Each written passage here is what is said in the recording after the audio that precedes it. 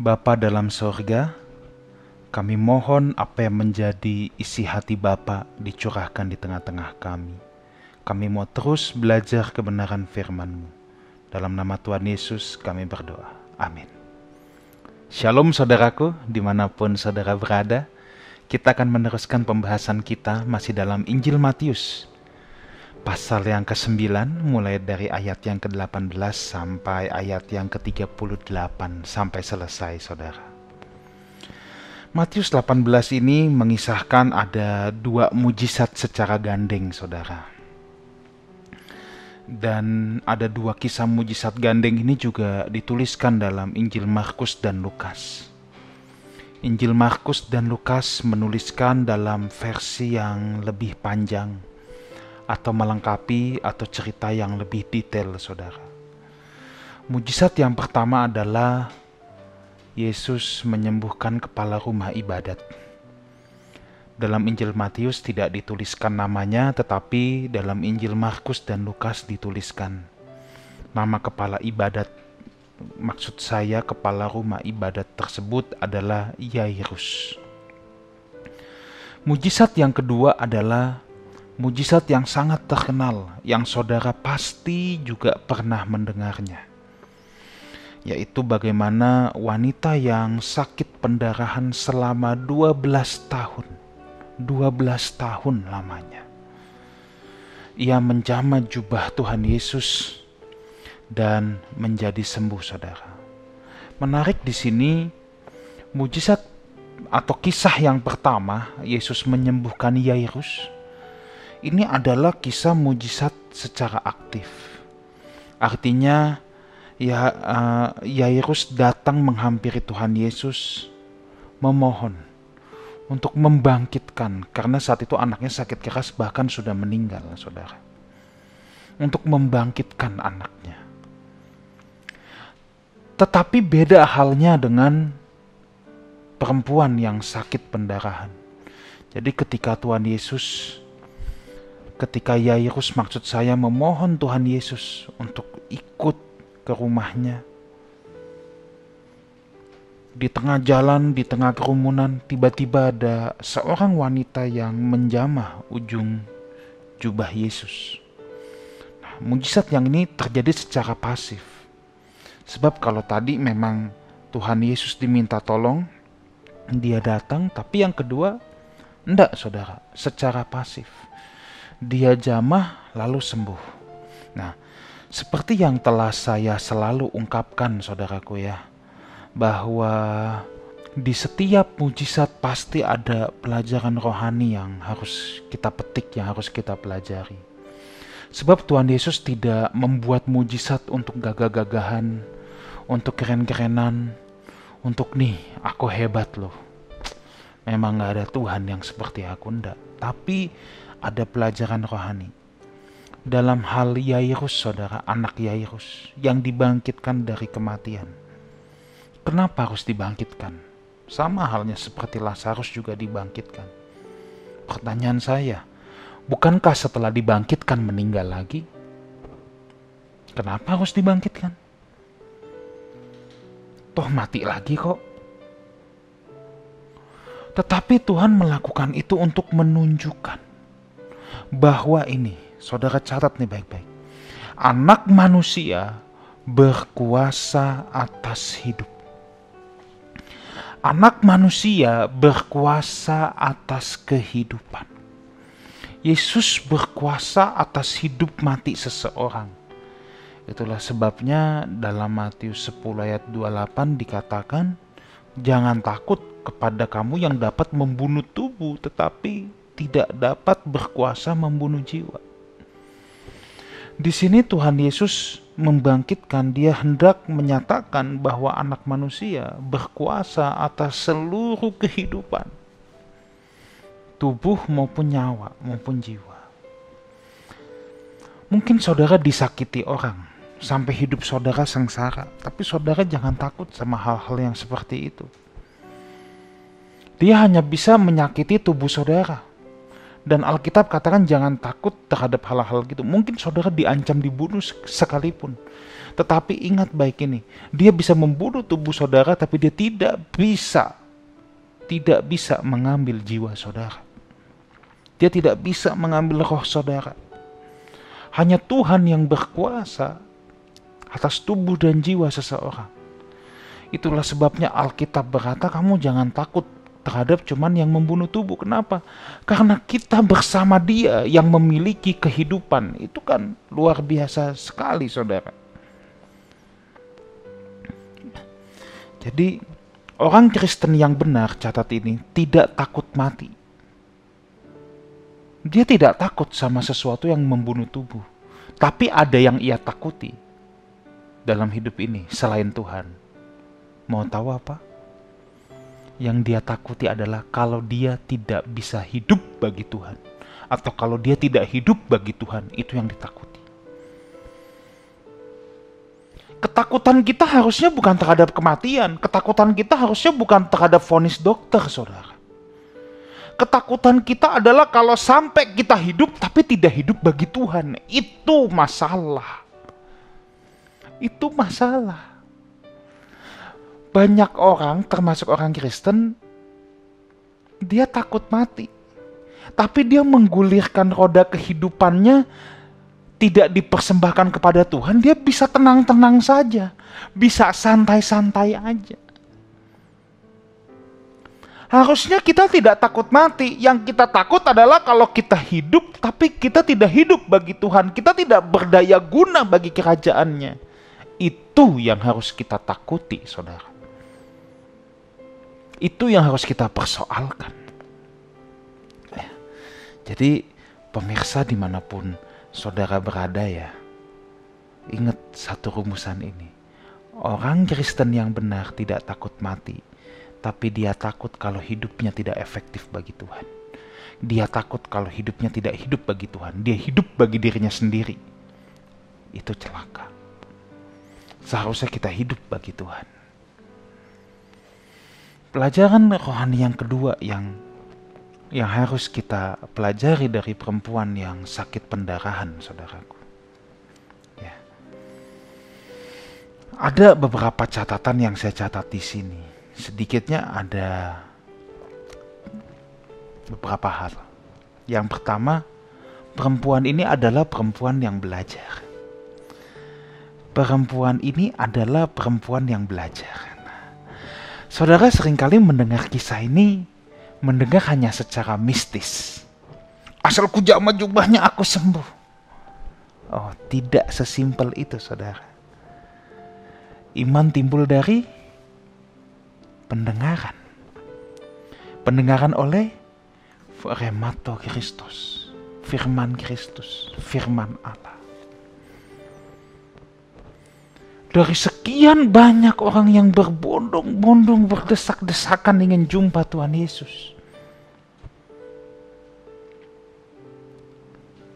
Entah apa motivasi mereka berbondong-bondong ingin lihat rabi yang lagi hits, yang lagi terkenal.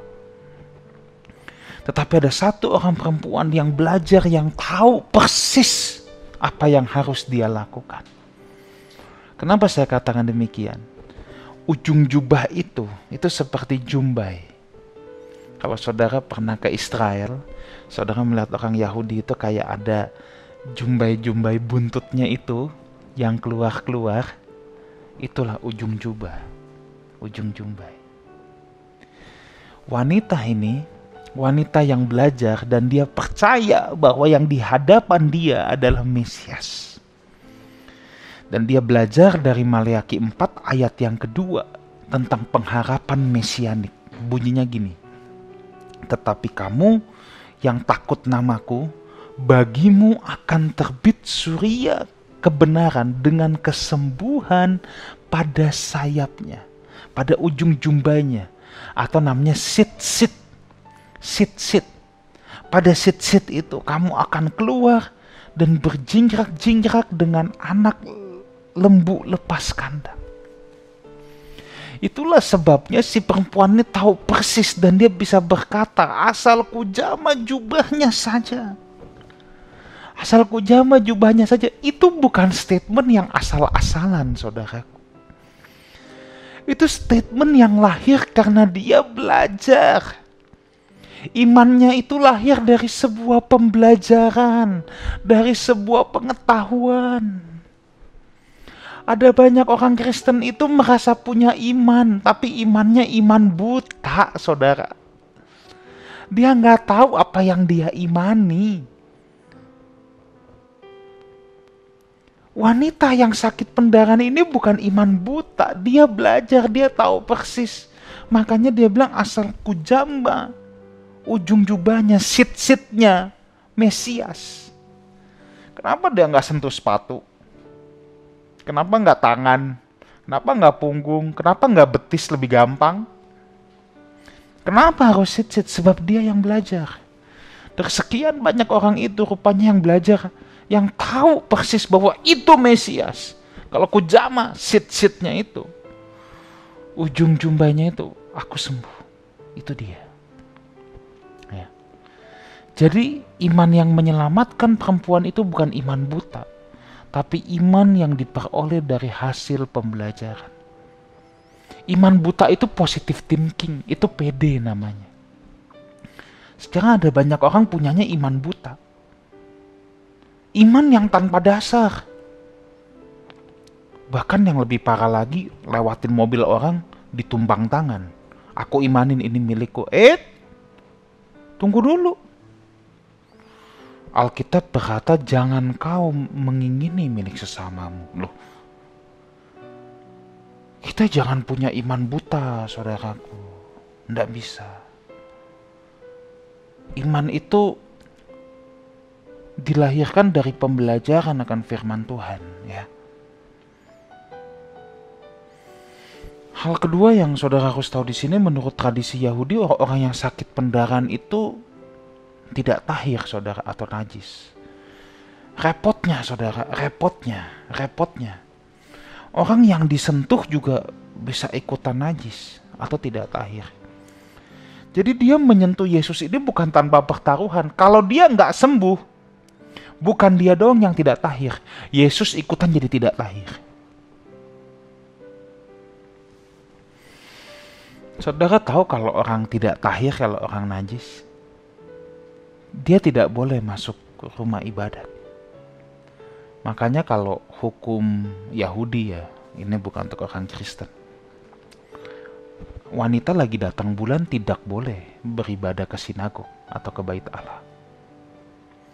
Wanita ini di posisi seperti itu sudah 12 tahun dia tidak boleh beribadah, saudara.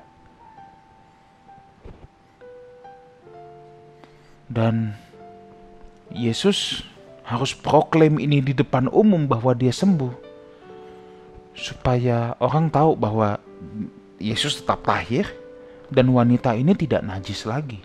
Dia telah sembuh. Apa pelajaran rohani di sini?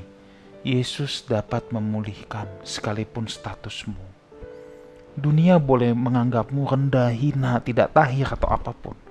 Yesus bisa memulihkan. Dulu ada satu lagu rohani yang sangat bagus, saya ingat banget waktu kita mau masuk sekolah Alkitab, saudara, ya.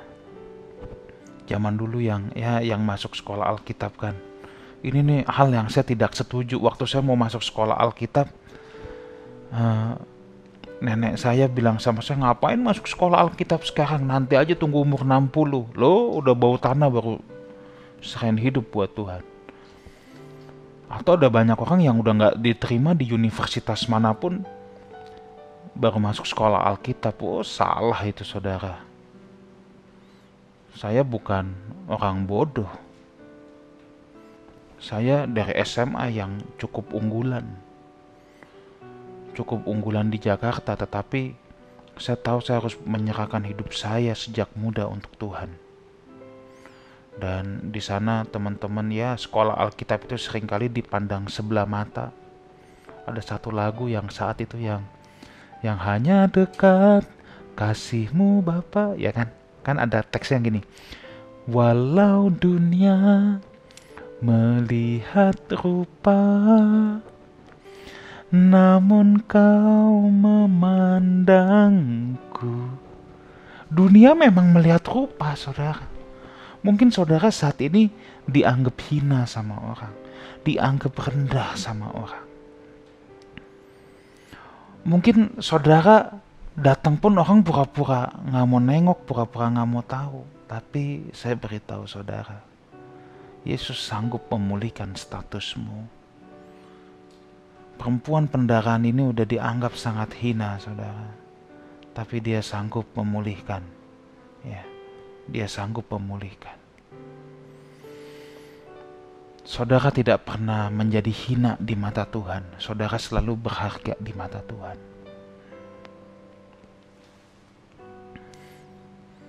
Kemudian yang ketiga yang kita bisa lihat di sini, saudara,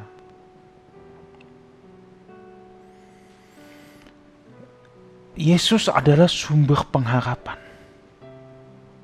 Perempuan ini sudah kehilangan harapan habis-habisan. Markus 5 ayat ke-26 mencatat, ia sudah berulang-ulang diobati oleh berbagai tabib, sehingga telah dihabiskannya semua yang ada padanya. Namun, sama sekali tidak ada faedahnya. Malah sebaliknya, keadaannya makin memburuk. Ia telah berulang-ulang diobati oleh berbagai tabib, katanya, sehingga telah dihabiskannya semua yang ada padanya. Namun sama sekali tidak ada faedahnya, justru makin buruk. Dia udah habisi semua harta benda, saudaraku. Udah habis, habis-habisan. Yesus sumber pengharapan. Mungkin saudara ngelihat dalam hidupmu seperti depan, belakang, kanan, kiri, atas, bawah mentok. Saudara melihat seperti kabut gelap dalam hidup saudara, awan gelap. Tapi saya harus beritahu, Yesus sumber pengharapan. Asalkan saudara datang kepada Dia. Datang dengan hidup yang benar, datang dengan pengertian. Ya. Banyak orang asal kujama jubahnya saja, tapi tidak dengan pengertian. Harus seperti wanita yang sakit pendarahan ini. Dia datang kepada Yesus dengan pengertian. Ya. Jadi ayat ini masih berlaku sama kita sampai hari ini. Asal kujama jubahnya saja. Tapi dengan catatan, harus dengan pengertian akan kebenaran firman Tuhan. Dari mana saudara dapat pengertian itu? Dari pembelajaran. Dari mana saudara bisa tahu bahwa Yesus adalah sumber pengharapan? Jangan apa kata pendeta, jangan apa kata saya. Jangan cuma iman buta. Tapi saudara harus belajar kebenaran firman, saudara harus tahu persis bahwa Dia sumber pengharapan. Tahu dari mana? Sebab aku mengenalnya. Sebab aku mengerti. Harus begitu, saudaraku.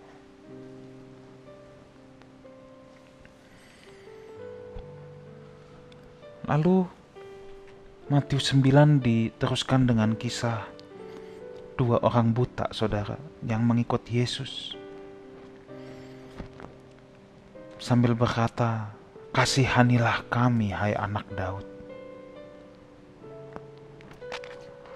Kasihanilah kami, anak Daud. Ya, di situ kalau saudara lihat nanti di ayat yang di bawahnya, maka kuncinya adalah memang Yesus tergerak oleh belas kasihan. Again, dua orang buta ini tidak memaksa Tuhan. Dia hanya meminta, kasihanilah kami, anak Daud. Jangan memaksa Tuhan. Etika dunia saja tahu kalau kita butuh pertolongan bukan kita yang maksa orang. Itu tidak sopan, saudara ya. Lalu ada yang kerasukan setan, Yesus dituduh. Dari penghulu setan ia mengusir setan. Orang Farisi itu iri atas apa yang dilakukan Tuhan Yesus. Ada banyak orang yang iri dengan keberhasilan orang lain. Kalau lihat orang lain berhasil, dia tuduh yang bukan-bukan. Dia berhasil boleh nyogok. Dia berhasil boleh jilat. Itu orang Farisi. Dia tidak suka dengan keberhasilan pelayanan Tuhan Yesus. Seharusnya dia ikut mendukung, saudaraku, keberhasilan pelayanan Tuhan Yesus ini. Bukan malah jadi nyinyir, jadi iri, jadi jahat. Harusnya dia ikut mendukung. Miliki sikap hati ini, saudara. Nah, kita akan masuk dalam bagian terakhir. Ya. Ayat ke-36, melihat orang banyak itu, tergeraklah hati Yesus oleh belas kasihan kepada mereka. Karena mereka lelah dan terlantar seperti domba yang tidak bergembala. Ada dua hal penting di sini. Yang pertama, ia tergerak dengan belas kasihan. Ia merasa kasihan sama jiwa-jiwa yang terhilang. Dengar baik ini. Salah satu syarat untuk seseorang bisa dipakai Tuhan untuk masuk dalam pelayanan adalah dia harus punya rasa belas kasihan terhadap jiwa-jiwa yang terhilang. Kita harus punya belas kasihan melihat orang yang dalam antrian menuju kegelapan abadi. Kalau kita tidak punya sense of pity ini, sense of pity, hancur hati melihat orang satu-satu antri mau nyemplung ke dalam kegelapan abadi. Kita sulit dalam pelayanan, saudaraku. Apa yang mau kita layani kalau perasaan itu tidak ada? Kita melayani bukan untuk nama baik, gagah-gagahan. Enggak. Kita mau membelokkan orang yang dari kegelapan menuju terang yang ajaib. Supaya jangan ada yang binasa. Nah, hatinya Tuhan tuh begitu, saudara. Yang kedua, di sini tadi dikatakan melihat seperti domba yang tidak bergembala. Kita harus melihat orang-orang di sekeliling kita seperti domba yang tidak bergembala. Mungkin saudara pemilik perusahaan, maka pegawaimu itu bukan sekedar pegawai upahan atau mesin saudara cari uang. Tapi saudara harus melihat mereka sebagai domba-domba yang Tuhan titipkan kepada saudara. Sebagai domba-domba yang dimana saudara bertanggung jawab atas hidup mereka. Saya punya seorang kawan, saudara, CEO sebuah perusahaan. Karyawannya itu bisa sampai curhat sama dia. Karena dia bilang ya dia memperlakukan karyawannya seperti domba yang Tuhan percayakan, bukan sekedar mesin cetak uang, saudara. Jadi kita harus melihat orang-orang di sekeliling kita, mereka domba yang Tuhan percayakan. Yang terakhir ditutup dengan kata-kata ini. Maka katanya kepada murid-muridnya, tuayan memang banyak tetapi pekerja sedikit. Karena itu mintalah Tuhan yang empunya tuayan supaya ia mengirimkan pekerja-pekerja untuk tuayan itu. Tuayan memang banyak, artinya ladang pelayanan, jiwa-jiwa yang terhilang itu banyak. Yang harus dimenangkan banyak, tugas pelayanan banyak. Tetapi pekerja sedikit. Yang siap melayani sedikit. Jadi saudara, gereja Tuhan itu gak perlu rebutan jemaat. Kita gak perlu rebutan jemaat. Tuayan banyak. Ladang pelayanan banyak. Jangan rebutan jemaat. Justru kita butuh lebih banyak ladang, sebab tuayannya banyak. Dan kita punya tanggung jawab, saudaraku, untuk melatih orang-orang yang Tuhan kirim. Tadi kan dikatakan mintalah kepada Tuhan yang empunya tuayan, yaitu Tuhan sendiri, supaya ia mengirimkan pekerja-pekerja untuk tuayan itu. Orang yang ke gereja itu pekerja yang harusnya bisa menuai, tapi di gereja perlu diperlengkapi. Nah, makanya saudara dengar Bible study, kan saudara di-upgrade. Supaya apa? Supaya saudara punya pengertian lebih lengkap dan saudara siap melayani. Pengertian saudara harus dibuat lengkap dulu, saudara. Ya. Jangan sampai usia rohani 10, 20, 30 tahun, tapi maunya selalu dilayani, bukan melayani. Ya. Nanti kalau nggak disapa dikit sama pendeta, kalau nggak salam, tersinggung, ngambek, nggak mau ke gereja. Loh kok. Saudara itu harusnya melayani, bukan mengharapkan terus untuk dilayani. Nah, tugas pendeta itu bukan ngemong bayi. Tugas pendeta itu memperlengkapi, menajamkan, mendewasakan. Supaya bisa semakin dewasa jemaat Tuhan, sehingga siap melayani dan bisa menuai di tuaian yang begitu banyak. Tuhan memberkati. Haleluya. Mari kita berdoa. Kami bersyukur untuk kebenaran firman Tuhan pada kesempatan ini. Roh Kudus, Engkau guru kami yang agung, teruslah mengajar lewat kehidupan kami. Dalam nama Tuhan Yesus kami berdoa. Amin. Tuhan memberkati.